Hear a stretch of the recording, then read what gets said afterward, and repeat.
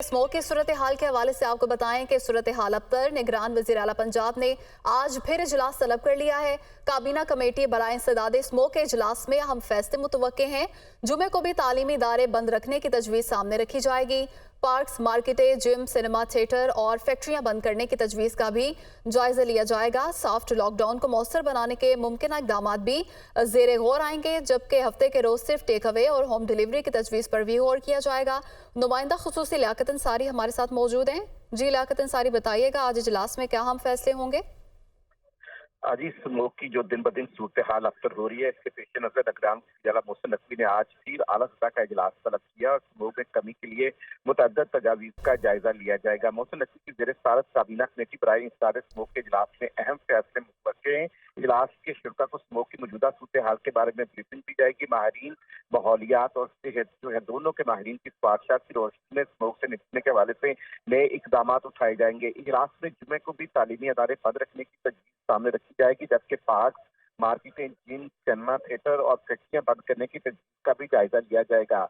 Soft lockdown को मौसर बनाने के मुमकिन जो इकदाम है वो ज़ेरे गौर आएंगे, जिसमें हफ्ते के रोज जो रेस्टोरेंट्स हैं उनकी सिर्फ टेक अवे और होम डिलीवरी की तजवीज़ पर भी गौर होगा, जबकि प्राइवेट पब्लिक ट्रांसपोर्ट को महदूद करने के लिए भी कुछ तजावीज़ ज़ेरे गौर आएंगी, जबकि निस्फ सरकारी दफातर को वर्किंग फ्रॉम होम की जो तजवीज़ है, इस हवाले से भी काबीना कमेटी बराए इंसदाद स्मोक का जायजा लेगी।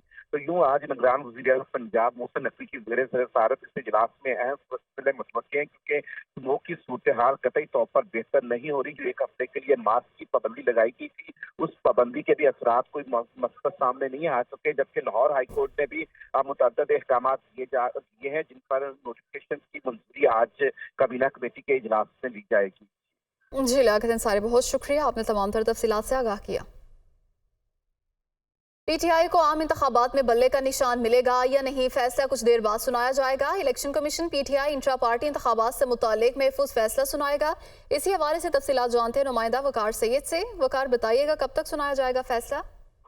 जी बिल्कुल, सबकी नजरें इस वक्त इलेक्शन कमीशन पर है, क्योंकि आइंदा जो आम इंतखाबात है उसमें जो पाकिस्तान तहरीक इंसाफ है उसके पास बल्ले का निशान रहेगा या नहीं, इससे मुताल्लिक फैसला जो है वो अब से कुछ देर में होगा। 12 बजे फैसला सुनाया जाना था, ताम जो पाकिस्तान तहरीक इंसाफ के वकला जो है वो इस वक्त इलेक्शन कमीशन जो है वो पहुंच चुके हैं। अब से कुछ देर बाद इलेक्शन कमीशन जो है वो इंट्रा पार्टी इंतखाबात का ये केस है जो अगस्त 2022 में जो है वो शुरू हुआ, जिसके बाद पाकिस्तान तहरीक इंसाफ की जानिब से इस केस में जो है वो एक तफसीली जवाब भी जो है वो जमा कराया गया। ताम ये फैसला जो है वो महफूज किया गया था सितंबर में, और अब से कुछ देर के बाद जो है वो इलेक्शन कमीशन में ये महफूज शुदा जो फैसला है ये सुनाया जाएगा। इस फैसले को सुनाने के लिए पाकिस्तान तहरीक इंसाफ की जानिब से 2 अलग दरखास्तें और इसके अलावा एक चार्टर ऑफ डिमांड जो है वो दिया गया था, जिसमें उनकी जानिब से इस्तदा की गई थी कि इस केस का फैसला जो है वो जल्द अज जल्द जो है सुनाया जाए। ताम जो पीटीआई के वकला हैं जो इस वक्त इलेक्शन कमीशन पहुंचे हैं वो इस हवाले से पुरुमीद है। ताम इलेक्शन कमीशन जो है वो अब से कुछ देर के बाद जो है वो इस अहम केस का फैसला सुनाएगा, जिससे यकीनी तौर पर पाकिस्तान तहरीक इंसाफ का जो सियासी मुस्तकबिल है और जो उनका इंतखाबी मुस्तकबिल है वो जुड़ा हुआ है। तो इलेक्शन कमीशन जो है वो कुछ ही देर में जो है वो बल्ले का निशान जो है वो पाकिस्तान तहरीक इंसाफ के पास रहेगा या नहीं, इससे मुताल्लिक हतमी फैसला जो है वो सुनाएगा। जी, अब से कुछ ही देर बाद महफूज शुदा फैसला सुना दिया जाएगा। वकार, बहुत शुक्रिया। बुशरा बीबी के मुकदमात की तफसीलात फराहमी और गिरफ्तारी से रोकने की दरखास्त पर समाअत। बुशरा बीबी की जानिब से दरखास्त वापस ले ली गई है।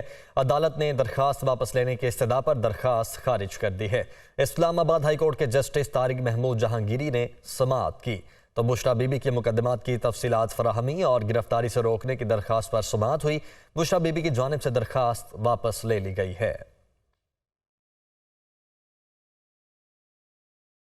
ऑफिशियल सीक्रेट एक्ट के तहत कायम खुसूसी अदालत ने चेयरमैन पीटीआई और शाह महमूद कुरैशी को 28 नवंबर को पेश करने का हुक्म दे दिया है।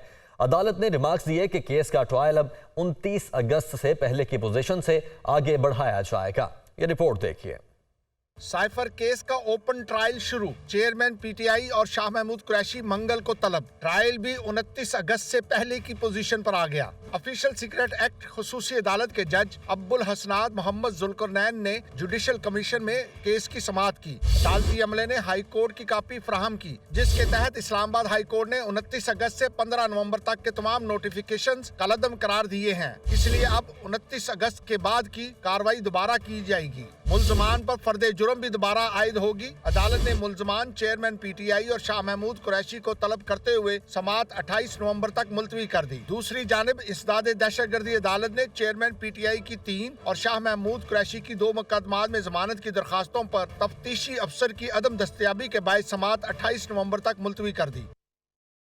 मोनिस इलाही के खिलाफ एफआईए मनी लॉन्ड्रिंग का मुकदमा। मोनिस इलाही के मुंजमद होने वाली जायदाद और बैंक अकाउंट्स की तफसीलात सामने आ गई। दस्तावेज के मुताबिक मोनिस इलाही के लाहौर में 8 मुख्तलिफ बैंक अकाउंट्स मुंजमद कर दिए गए। इन अकाउंट्स में 48 करोड़ 76 लाख से ज्यादा रकम आई। मोनिस इलाही ने सारी रकम इन बैंकों से निकलवा ली। रकम जमा और निकलवाने में इस्तेमाल होने वाले तमाम बैंक अकाउंट्स मुंजमद कर दिए गए। दस्तावेज के मुताबिक मोनिस इलाही के कसूर में 5 और रावलपिंडी में 1 प्रॉपर्टी को मुंजमद किया गया। मोनिस इलाही ने प्रॉपर्टीज मनी लॉन्ड्रिंग से बनाई हैं। परवेज इलाही को घर न पहुंचाने पर आईजी पंजाब और दीगर के खिलाफ तौहीन अदालत की दरख्वास्त पर समाअत। अदालत ने वारंट गिरफ्तारी और तौहीन अदालत नोटिस पर फैसला महफूज कर लिया। इस्लामाबाद हाई कोर्ट ने परवेज इलाही की नजरबंदी को गैर कानूनी करार नहीं दिया। एडवोकेट जनरल इस्लामाबाद की जानिब से ये मौक़िफ़ अपनाया गया। मजीद बताया गया कि हमने तहरीरी तौर पर अदालत से माफ़ी मांगी है। परवेज इलाही को घर न पहुंचाने पर आईजी पंजाब और दीगर के खिलाफ तौहीन अदालत की दरख्वास्त पर समाअत हुई और अदालत ने वारंट गिरफ्तारी और तौहीन अदालत नोटिस पर फैसला महफूज कर लिया है। इस्लामाबाद हाई कोर्ट ने परवेज इलाही की नजरबंदी को गैर कानूनी करार नहीं दिया। एडवोकेट जनरल इस्लामाबाद की जानिब से ये मौक़िफ़ अपनाया गया। और शहरियार आफरीदी और शानदाना गुलजार की MPO ऑर्डर्स कलअदम करार देने की दरखास्तों पर फैसला महफूज कर लिया गया है। डिप्टी कमिश्नर इस्लामाबाद के MPO ऑर्डर जारी करने के इख्तियार पर भी दलाइल मुकम्मल हो चुके हैं। तो शहरियार आफरीदी और शानदाना गुलजार की MPO ऑर्डर्स कलअदम करार देने की दरखास्तों पर फैसला महफूज हुआ है।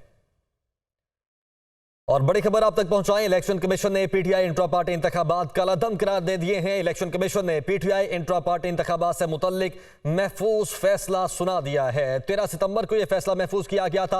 आज 12 बजे का वक्त था और अब यह फैसला सुना दिया गया है। इलेक्शन कमीशन ने पीटीआई इंट्रा पार्टी इंतखाबात कलअदम करार दे दिए हैं और इलेक्शन कमीशन ने पीटीआई इंट्रा पार्टी इंतखाबात से मुतल्लिक महफूज फैसला सुना दिया है, जो कि 13 सितंबर को महफूज किया गया था। आज 12 बजे का वक्त दिया गया था कि 12 बजे यह फैसला सुनाया जाएगा। कल यह कहा गया था और अब यह फैसला सुना दिया गया है। वकार सैयद हमारे साथ मौजूद हैं। वकार, फैसला सुना दिया गया। जो पाकिस्तान तहरीक इंसाफ की जो इंट्रा पार्टी इंतखाबात थी उसको गैर शफाफ जो है करार दिया है। ताहम इलेक्शन कमीशन ने इलेक्शन एक्ट की जो शेख 215 है उसके तहत पाकिस्तान तहरीक इंसाफ को एक और मौका देते हुए 20 रोज में जो इंट्रा पार्टी इंतखाबात है वो कराने का हुक्म भी जो है वो जारी किया गया है। जबकि जो मुख्तसर जो फैसला सुनाया गया है इसमें जो बताया गया है कि पाकिस्तान तहरीक इंसाफ आइंदा 20 रोज में इंट्रा पार्टी इंतखाबात करा के 7 रोज में उसकी जो है वो रिपोर्ट जो है वो जमा कराएं। जबकि इसके साथ जो इलेक्शन कमीशन ने ये डायरेक्शन भी दी है कि अगर इन मुकर्रर दिनों में जो है वो इंतखाबात इंट्रा पार्टी इंतखाबात नहीं कराए जाते तो उसके बाद जो है वो इलेक्शन कमीशन इस मामले को जो है मजीद इसकी सुनवाई करेगा।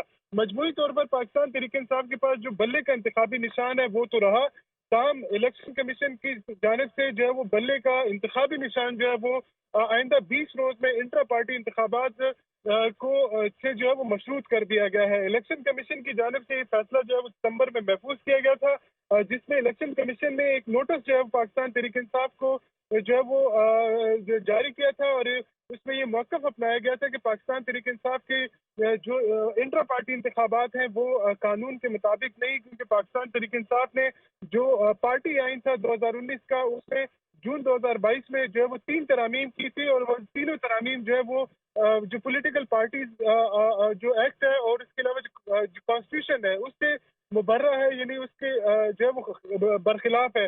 इलेक्शन कमीशन ने पाकिस्तान तहरीक इंसाफ को इस मामले पर जो है तफसीली तौर पर सुना। पाकिस्तान तहरीक इंसाफ की जानिब से ये मौक़िफ़ अपनाया गया था कि जो इंट्रा पार्टी इंतखाबात जून 2022 में हुए थे वो जो पुराना यानी उनका पार्टी का जो पुराना 2019 का आइन था उसके तहत जो है ये इंतखाबात हुए थे, लिहाजा इलेक्शन कमीशन इस नोटिस को जो है विड्रॉ करे। विड्रॉ करे। ठीक है वकार, आप साथ ही रहेगा। ब्यूरो चीफ इस्लामाबाद अदील वड़ाइच ने भी हमें ज्वाइन कर लिया है। अदील, फिलहाल तो 20 दिन के लिए मामला डिले हो गया है, दोबारा से इंट्रा पार्टी इलेक्शन करवाने का कहा गया है और अभी तक जो बल्ले का निशान है वो वहीं पर मौजूद है, उनके पास बरकरार है।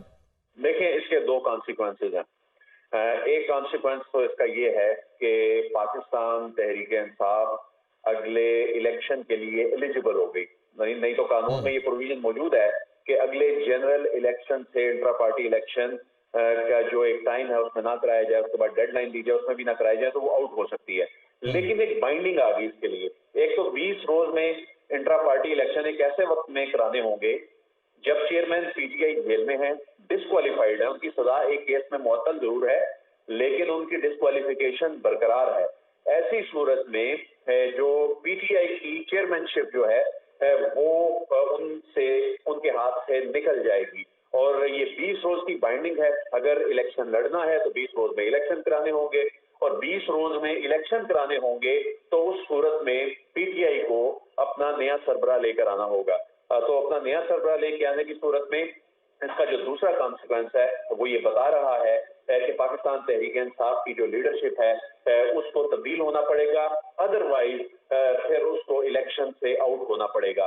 तो इस हवाले से ये एक रिलीफ जरूर है कि जो पाकिस्तान तहरीक इंसाफ है उसका बल्ले का निशान बरकरार रहा। लेकिन अदील, अगर टेक्निकली देखा जाए तो ये रिलीफ तो ना हुआ, ये तो एक नया पिंडोरा बॉक्स खुल गया। चेयरमैन पीटीआई जिनके नाम से ये जमात पाकिस्तान तहरीक इंसाफ पहचानी जाती है, अगर उनके पास लीडरशिप नहीं रहेगी तो फिर पीटीआई तो अपनी हैसियत खो देगी। जी बिल्कुल, इसका इम्पैक्ट इस अंदाज में आएगा। लेकिन जो सिकंदर सुल्तान राजा से भी कई सवालात कई मरतबा हुए, जब प्राइम मिनिस्टर निगरान जो प्राइम मिनिस्टर हैं उनसे भी कई मरतबा सवालात हुए तो वो ये कहते थे कि जो पीटीआई है वो जो इलेक्शन में हिस्सा लेगी, एलिजिबल रहेगी, वो बात तो दुरुस्त साबित हुई। लेकिन साथ ही साथ इसका जो कानूनी इम्पैक्ट इस अंदाज में आया कि चेयरमैन पीटीआई की जो चेयरमैनशिप है वो खतरे में पड़ गई क्योंकि जो डिस्क्वालिफाइड शख्स होता है वो पार्टी की सदारत नहीं कर सकता और इसकी प्रेसिडेंट मौजूद है। पीएमएलएन के मामले में वहां पर एक डिफरेंट चीज ये हुई थी कि वहां पर वो मामला चैलेंज हुआ और उसमें उनको पार्टी सदारत से बाकायदा हटाया गया था। लेकिन यहाँ पर ये मामला अदालत में या इलेक्शन कमीशन में उस पर डिसीजन ऐसा नहीं हुआ, बल्कि ये इस अंदाज में जब इंट्रा पार्टी इलेक्शन होंगे और इंट्रा पार्टी इलेक्शन में जो इलेक्शन एक्ट के तहत जो आईने पाकिस्तान के तहत जब उसका कॉन्सिक्वेंस देखा जाए तो उसकी इंटरप्रिटेशन बिल्कुल यही बनती है कि एक डिस्क्वालिफाइड शख्स जो है वो पार्टी सदारत के लिए उस दौड़ में शामिल नहीं हो सकता, एलिजिबल नहीं होगा।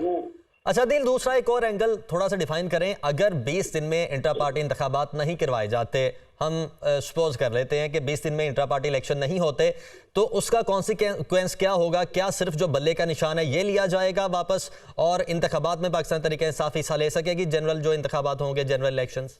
जी, इस हवाले से भी कानून ये कहता है कि जब इंट्रा पार्टी इंतखाबात कराने की एक डेडलाइन है वो गुजर जाती है, उसके बाद एक मौका दिया जाता है, उसमें ना कराए जाए, अगरचे वो डेडलाइन गुजर चुकी है, ये ग्रेस पीरियड दिया गया है। लेकिन इसमें भी अगर नहीं कराए जाते तो बल्ले का निशान आइंदा इलेक्शन से बैलेट पेपर से आउट हो जाएगा। ये निशान जब अलॉट किए जाते हैं इलेक्शन एक्ट के तहत तो वो अगले जनरल इलेक्शन के लिए किए जाते हैं, वो अगले 5 वर्षों के लिए होते हैं, फिर उसके बाद जो जिमनी इलेक्शन भी होते हैं उसमें वो कायम रहता है। तो अगले इलेक्शन से अगर बल्ले के निशान ने बैलेट पेपर पे मौजूद रहना है तो 20 रोज में इंट्रा पार्टी इलेक्शन तो हर सूरत कराने होंगे और इंट्रा पार्टी इलेक्शन कराने में जो पार्टी के आईनी ओहदेदार हैं उनके लिए सादिक और अमीन होना जरूरी है, उनके लिए 62, 63 पे पूरा उतरना जरूरी है, उनके लिए कोई डिस्क्वालिफाइड होना जो है ये शर्त है कि ना हो वो डिस्क्वालिफाइड जो मजलिस शूरा का रुकन बनने से। तो ऐसे में हम देख रहे हैं कि जो चेयरमैन और अदील, फिर 20 दिन में कुछ ऐसा भी नहीं हो सकता कि डिस्क्वालिफिकेशन खत्म हो जाए? बज़ाहिर ऐसा भी कोई इम्कान इम्कान नजर नहीं आता ऐसे सिचुएशन कानूनी तौर पे और ऐसे जो अदालती मामलात जिस अंदाज में जो अभी जो हियरिंग्स हो रही हैं, ऐसी कोई प्रोसीडिंग इस नहज पे पहुंची नहीं है कि ये मामलात खत्म हो जाएं। ये मामला तो अभी तवील चलता नजर आ रहा है। तो डिस्क्वालिफिकेशन अपनी जगह मौजूद है। तोशा खाना केस जो है वो पाकिस्तान तहरीक इंसाफ के गले पड़ गया, यानी अगरचे उसमें भी सजा मुअत्तल है लेकिन डिस्क्वालिफिकेशन अपनी जगह मौजूद है। और ऐसी सूरत में अगले 20 दिन की बाइंडिंग जो है ये एक कदगन है, ये बेड़ियां डल गई, इससे अब आगे नहीं जाया जा सकता अगर पीटीआई ने सरवाइव करना है। ठीक है अदील, आप साथ ही रहेगा। अहमद बिलाल महबूब साहब ने हमें ज्वाइन किया है, बहुत शुक्रिया सर, आपने हमें ज्वाइन किया। आज सुबह से ही इस फैसले पर नजरें थी सबकी। फैसला तो आ गया है लेकिन किसी हद तक रिलीफ भी है, 20 रोज का मार्जिन दिया गया है। कैसे देखते हैं आप अब इस फैसले को, और पाकिस्तान तहरीक इंसाफ को अब इस फैसले के बाद आप कहां पर देखते हैं? बहुत शुक्रिया। देखिए, जो रिटर्न फैसला है, जब तक उसे ना पढ़ लिया जाए उसके बारे में कोई डिटेल्ड या कोई स्पेसिफिक कमेंट करना जरा मुश्किल होता है। लेकिन जो बातें टीवी के ऊपर आ रही हैं और जो बातें आप बता रहे हैं जी, उसमें मुझे गालबन ये पहला वाकया है कि जब किसी सियासी जमात के अंदर होने वाले इलेक्शन के बारे में ये कहा गया हो कि ये इलेक्शन फ्री एंड फेयर नहीं थे, यानी कॉन्स्टिट्यूशन के मुताबिक सही नहीं थे और उनको तस्लीम नहीं किया जाएगा और आप दोबारा इलेक्शन करवाएं। ये पहले कभी भी नहीं हुआ, वरना पार्टियां एक रस्मी कार्रवाई के तौर पे भी इलेक्शन कराती हैं एक कमरे के अंदर बैठ के, और वो एक्सेप्ट हो जाते रहे। आज तक तो कभी उसके ऊपर एतराज नहीं हुआ। लेकिन तो इस एतराज को क्यों हुआ? ठीक, तो इस एतराज को खत्म करने के लिए पाकिस्तान तहरीक इंसाफ के पास कोई ऑप्शन है? नहीं, पहली बात तो ये है कि ये समझना मुश्किल है कि जब तक हम रिटर्न फैसला ना देखें कि एतराज क्यों है, क्योंकि आज तक तो कभी हुआ नहीं। लेकिन अब उसको एतराज को खत्म करने के लिए रास्ता तो उन्होंने दे दिया है कि 20 दिन के अंदर दोबारा इलेक्शन करवाएं। अब इलेक्शन पीटीआई इस वक्त हालत यह है कि उसके जो मेंबर्स हैं वो तो किसी सेमिनार में भी उनको बुलाएं तो वहां उनका आना बड़ा मुश्किल होता है, तो इसलिए कि उनको डर ये होता है कि गिरफ्तार हो जाएंगे। तो ऐसे में वो इलेक्शन करा पाएंगे, लेकिन वो ऐसा इलेक्शन करा पाएं जिसको इलेक्शन कमीशन कबूल कर ले, ये एक बहुत बड़ा चैलेंज होगा। लेकिन बहरहाल उनके पास ये रास्ता तो है कि 20 दिन के अंदर इलेक्शन करवाएं। ठीक है सर, साथ ही रहेगा साबिक सेक्रेटरी इलेक्शन कमीशन कमर दिल शाह साहब ने भी हमें ज्वाइन किया है। सर, आपके ज्वाइन करने का भी बहुत शुक्रिया। सबसे पहले तो जिस तरह अहमद बिलाल साहब कह रहे हैं कि आज तक कोई ऐसी नज़ीर नहीं मिली कि इंट्रा पार्टी इंतखाबात को कलअदम करार दिया गया हो, रूटीन की कार्रवाई होती है और उनको एक्सेप्ट कर लिया जाता है। सबसे पहले तो ये बताइएगा कि आपकी नज़र में क्या रीजन हैं जिस पर इनको कलअदम करार दिया गया? तहरीक इंसाफ के जितने भी उन्होंने इंट्रा पार्टी इलेक्शन कराए हैं और करवाने के लिए इलेक्शन कमीशन 2 साल से इनको नोटिस जारी कर रहा था। और जब इमरान खान जो प्राइम मिनिस्टर थे पाकिस्तान के 2021 में, तो उस वक्त भी इलेक्शन कमीशन ने नोटिस दिया था जून 2021 में कि आप इंट्रा पार्टी इलेक्शन करवा लें वरना हम आपकी पार्टी को गैर कानूनी करार दे देंगे। लेकिन उस वक्त उन्होंने 1 साल की मोहलत मांगी कि जनाब कोरोना हुआ है, हमारे मेंबर इकट्ठे नहीं हो रहे, कोरोना की वजह से आप इसकी इजाजत दे दें। तो उन्होंने इनको एक रिलीफ दे दिया और 1 साल तक इनको रिलीफ दिया गया। और आज वो सवाती की सरबराही में इमरान खान ने इलेक्शन कमीशन की तश्कील दी, यानी अंदर इंटर पार्टी इलेक्शन करवाने के लिए। लेकिन इसके बावजूद मैंने इंतखाबात नहीं करवाए। फिर उन्हें पिछले दिनों में जब ये पार्टी इक़्तिदार से महरूम हो गई थी, उस वक्त भी इलेक्शन कमीशन ने उनको नोटिस दिया कि आप इंटर पार्टी इलेक्शन करवाएं, इन्होंने नहीं करवाए। फिर वही टाल मटोल की 2017 2018 की बातें करते हैं। इन्होंने 2-2.5 साल से इलेक्शन कमीशन को रिलीफ देता आ रहा है। तो अब ये तो आप 20 दिन की रिलीफ मिला हुआ है, इसमें अपना इंतखाब करवा लें। हाँ, तो मुतबादिल क़यादत ले आए सामने और इंतखाब करवा लें। ये तो एक इलेक्शन एक्ट की दफात में बड़ी अहम शिक है ये इंट्रा पार्टी इलेक्शन होना। और सेक्शन 215 भी कहता है, 210 भी ये कहता है, 214 भी ये कहता है, इंट्रा पार्टी इलेक्शन बहुत जरूरी है। 205 जो है इलेक्शन एक्ट का वो बहुत इंपॉर्टेंट है, उसमें लिखा हुआ है इंट्रा पार्टी इलेक्शन। फिर सेक्शन 204 लिखा हुआ है उसमें इंट्रा पार्टी इलेक्शन। फिर तो इंट्रा पार्टी इलेक्शन 2 साल से ये आंख में चोली खेल रहे थे भाई, सारा केस हमें पता है और हम आपके चैनल में बातें करते रहे। तो ये सारी बातें हैं, इन्होंने बड़ी सुस्ती दिखाई, कोताही दिखाई। अब ये दिन मिला है, 1 हफ्ता है, 20 दिन है, ये इंतखाबात में करवा लिया। अगर ना करवाया तो आइंदा इंतखाबात में हिस्सा लेने के मजाज नहीं होंगे और फिर बल्ले का निशान जो है वो इंतखाबी अमल से आउट हो जाएगा। बहुत शुक्रिया। साबिक सेक्रेटरी इलेक्शन कमीशन कमर शाह साहब हमारे साथ मौजूद है, अहमद बिलाल साहब हमारे साथ मौजूद है, दिल बड़ाइश ने हमें ज्वाइन किया था और वकार सैयद हमारे रिपोर्टर भी हमारे साथ मौजूद है। आप सबका बहुत शुक्रिया। आगे बढ़ते हैं। निगरान वफाकी काबीना का इजलास कल वज़ीर आज़म हाउस में तलब। निगरान वज़ीर आज़म अनवारुल हक काकड़ काबीना इजलास की सदारत करेंगे। वफाकी काबीना मुल्की मुआशी और अमन अमान की सूरत हाल का जायजा लेगी, ऐसा बताना है ज़राए का। कल यहाँ में इजलास होगा और निगरान वज़ीर आज़म अनवारुल हक काकड़ इजलास की सदारत करेंगे और ज़राए का ये बताना है कि वफाकी काबीना मुल्की मुआशी और अमन अमान की सूरत हाल का जायजा लेगी। भारतीय तैयारे की कराची एयरपोर्ट पर हंगामी लैंडिंग। तैयारे में भारतीय मुसाफिर खातून की तबीयत खराब होने पर हंगामी लैंडिंग की इजाजत मांगी गई। तिब्बी मुआयने पर भारतीय खातून मुसाफिर मुर्दा पाई गई। तर्जुमान सिविल एविएशन की जानिब से ये तफसीलात फराहम की गई हैं। इसी हवाले से मजीद तफसीलात जानते हैं नुमाइंदा नवीद कमाल से। जी नवीद, बताइएगा इस हवाले से। जी बिल्कुल, भारत की ये निजी एयरलाइन है कराची से, जहाँ इंटरनेशनल पर जो मेडिकल लैंडिंग की गई है।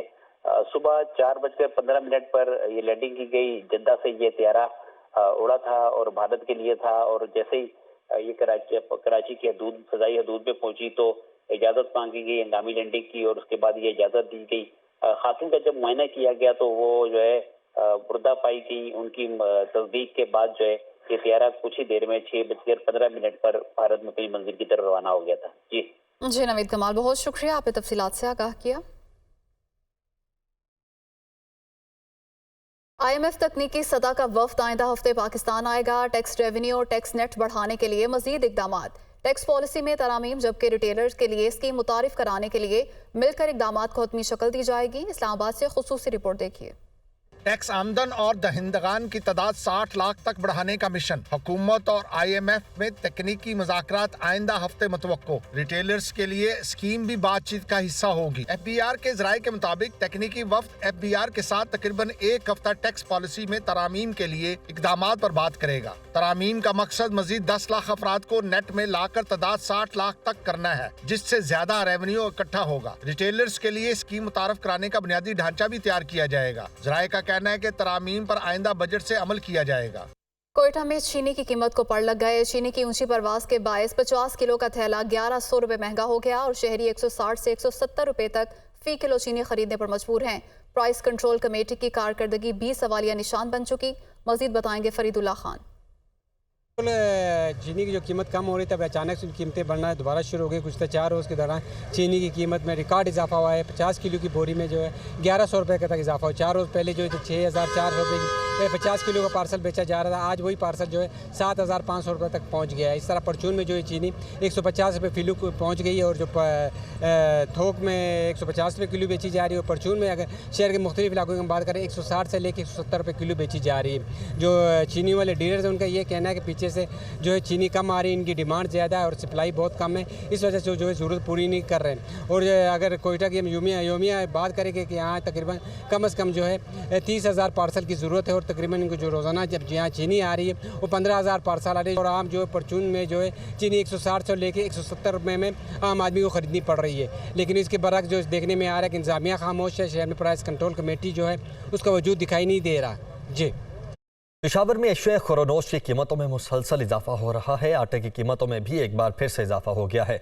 20 किलोग्राम का थैला 300 रुपये इजाफे के बाद 2700 से बढ़कर 3000 रुपये तक पहुंच गया है। आमिर जमील हमारे रिपोर्टर इस वक्त आटे की एक बड़ी मार्केट में मौजूद हैं। आमिर, क्या सूरत हाल देख रहे हैं? बिल्कुल, मुल्क भर में महंगाई का तूफान काबू से बाहर है और अशियाए खुर्दोनोश की बात करें तो अशियाए खुर्दोनोश की कीमतों में मुसलसल इजाफा देखने में ही आ रहा है।